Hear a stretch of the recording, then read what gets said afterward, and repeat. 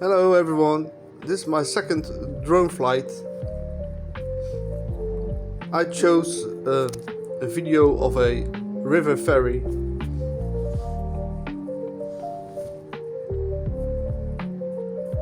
This ferry does his job on the river the Lek in the Netherlands.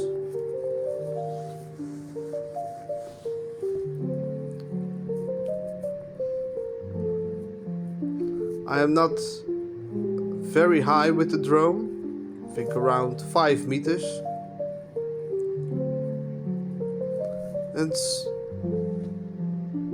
It's been hovering on one point.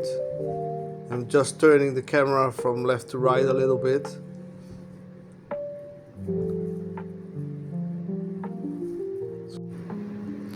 I'm still careful with my drone.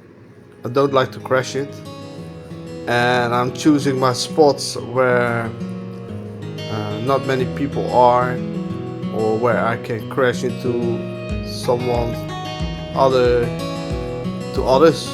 or stuff from someone else, like a car. So I'm still careful, and maybe that's the good way to fly with a drone. Just being careful.